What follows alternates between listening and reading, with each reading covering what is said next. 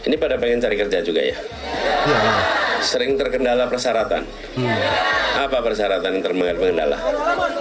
Usia, Umur. Umur dan pengalaman. Umur. Guys, jumpa lagi di Bang Jaka Channel. Kali ini pembahasan yang seputar permasalahan dunia kerja, dari syarat kerja yang nggak masuk akal hingga jalur ordal, guys. Oke guys, langsung aja kita simak bareng-bareng, guys. Jadi Bang, ini ada rame soal batas usia maksimal kerja. Mau daftar BUMN ada batas maksimal usianya. Nggak cuma di BUMN Bang, hampir di semua tempat kerja itu pasti ada batas usia kerja. Padahal kan kalau orang mau cari kerja, itu teman-teman di sini sebenarnya udah siap kerja Bang. Di usia begini sampai ke bapak-bapak, itu sebenarnya tidak ada batas usia yang mau cari kerja. Jadi semua orang ingin kerja, tidak ada batasan usia. Bagaimana tanggapan Bapak untuk pembatasan usia kerja ini Pak? Silahkan. Ini pada pengen cari kerja juga ya? Iya. Sering terkendala persyaratan. Apa persyaratan yang terkendala? Usia, Umur dan pengalaman. penampilan. Ya, saya sering bilang begini. Penampilan jelek, Bahkan nggak saya pernah terima. bilang gini, teman-teman nih, sebelum saya jawab. Waktu itu saya bicara dengan teman-teman mahasiswa. Anak-anak mahasiswa itu kalau lulus, mana punya pengalaman. Betul tidak? Namanya juga baru lulus. Jadi saya bilang pada teman-teman mahasiswa nih, nanti kalau kalian diwawancara, di dalam wawancara itu ditanya, apa pengalaman Anda? Saya bilang, nanti jawab sama wawancara. Bapak Ibu, kalau Ibu atau Bapak mencari pengalaman, mau Bapak Ibu carilah orang tua yang sudah berpengalaman. Tapi kalau Bapak Ibu rekrut saya akan memberikan masa depan pada Bapak Ibu sekalian. Anak muda menawarkan masa depan. Orang tua menceritakan masa lalu. Betul tidak? Anak muda belum punya masa lalu, yang dia punya adalah masa depan. Anak muda menawarkan masa depan. Karena itu kami berpendapat tidak boleh ada diskriminasi dalam rekrutmen, baik itu berdasarkan umur, berdasarkan gender, berdasarkan sosial budaya, berdasarkan agama. Diskriminasi itu harus ditiadakan, harus ada kesetaraan kesempatan, termasuk soal batas usia. Dan selain batas usia, jadi kami tidak setuju dengan pembatasan usia. Ini insya Allah kami ubah aturannya, sehingga negeri dan swasta akan memiliki aturan yang sama. Dan seringkali ada persyaratan yang merepotkan. Misalnya punya laptop. Punya laptop, kalau bilang punya laptop artinya gimana? Yang nggak mampu bagaimana? Yang kedua, punya mobil.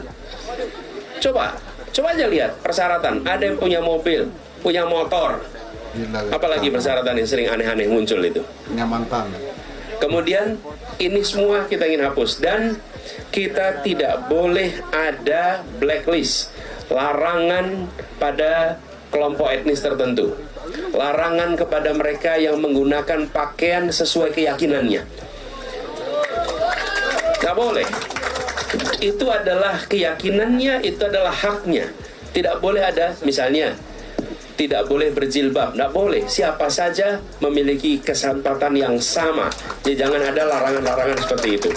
Kemudian tidak boleh juga harus mengutamakan suku tertentu. Jangan, republik ini sama untuk semua. Dan itu ada aturannya. Ada aturannya. Undang-Undang Ketenagakerjaan mengatakan bahwa setiap tenaga kerja di atas usia 18 tahun maka berhak mendapatkan pekerjaan tanpa diskriminasi. Dan itu yang akan kita terapkan, termasuk diskriminasi berdasarkan umur, berdasarkan kemakmuran. Itu kan syarat-syarat punya motor, punya mobil, punya laptop. Kemudian berdasarkan keyakinan, berdasarkan suku. Insya Allah Indonesia menjadi negeri yang setara dengan begitu. Itu satu tuh, rekrutmen. Yang kedua, ketika udah kerja, ketika udah kerja, kami ingin Indonesia mendasarkan pada meritokrasi. Apa meritokrasi itu artinya? Artinya prestasi menentukan promosi. Prestasi yang berprestasi yang dapat promosi, yang dinaikkan jabatannya, posisinya. Jangan promosi berdasarkan koneksi. Betul enggak? Kalau enggak punya ordal dan naik-naik, repot kita. Lah kalau yang anak dari bukan anak siapa-siapa, dari pulau yang jauh. Gimana dapat kesempatan untuk maju kalau seperti itu? Jadi kami akan revisi aturan-aturan yang menghambat meritokrasi. Dan kita akan siapkan hotline laporan kalau ada tindakan-tindakan yang tidak meritokratik. Jadi dengan begitu, maka kita berharap meritokrasi ini kembali menjadi bagian dari Indonesia. Utamanya di mana? 1, di pemerintahan. 2, di TNI, polisi. Yang ketiga, di BUMN. Itu adalah yang ada dalam kendali pemerintah. Jangan sampai di BUMN tidak ada meritokrasi, tapi koneksi. Dan TNI begitu, TNI polisi. Mereka punya sistem meritokrasi yang luar biasa. Penilaian dari sejak mereka di akademi. Jangan sampai sistem yang sudah baik itu dirusak oleh koneksi-koneksi. Justru harus dikembalikan kepada meritokrasi. Sehingga kita akan menyaksikan institusi TNI yang solid, yang kuat. Kenapa? Karena mereka yang memimpin adalah mereka yang terbaik di antara sebayanya. Kira-kira gitu. Boleh satu lagi? Boleh. Aman, Wal. Beasiswa tidak boleh berdasarkan koneksi, tapi berdasarkan prestasi. Dan ini salah satu penyebab kesulitan untuk bisa naik kelas. Kesempatan beasiswanya ada, tapi yang bisa mengambil adalah mereka yang punya koneksi. Dan ada diskriminasi tanpa disadari. Seperti contoh, Anda diterima kepada proses beasiswa, lulus. Tapi sesudah Anda lulus, Anda harus mengambil tes A, B, C, D, E, yang tes-tes itu harganya mahal. Jadi, seperti LPDP misalnya. Sesudah diterima LPDP, nanti mungkin harus tes TOEFL, tes IELTS, tes GRE, tes macam-macam itu. Tes-tes itu murah atau mahal?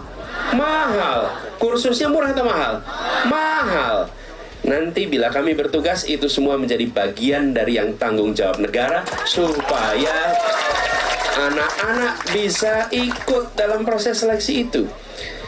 Saya adalah penerima beasiswa masa itu. Dan saya diuntungkan sekali karena mereka menerapkan sistem ambil tanggung jawab semuanya. Dan ini Bos sekalian bukan cuma rencana ke depan. Saat saya bertugas sebagai rektor, kami menyiapkan beasiswa, dan saya selalu sampaikan, kalau beri beasiswa itu jangan separuh-separuh. Kalau beasiswa separuh-separuh itu namanya apa? Meratakan penderitaan. Kalau mau bantu 100%. Sehingga anak itu bisa konsentrasi belajar. Ketika kami bertugas sebagai rektor, kami berikan beasiswa. Beasiswa itu membiayai 100% selama 4 tahun kuliah. Sehingga begitu anak diterima, dia tenang. Sampai di ujung dia konsentrasi. Syaratnya Anda harus berprestasi. Nilai Anda harus baik. Kinerja Anda harus baik. Urusan biaya, tanggung jawab kami. Dengan cara seperti itu, maka beasiswanya menghasilkan anak-anak yang potensinya berkembang. Terima kasih, Rizal. Baik. Nah guys, begitulah guys, mayoritas rata-rata di Indonesia guys ya. Kerja aja banyak banget syaratnya guys ya. Yang paling utama kerja di Indonesia itu guys, pertama sogok ya. Yang kedua koneksi guys. Tapi biasanya yang jelas kalau udah sogok itu berarti udah koneksi guys.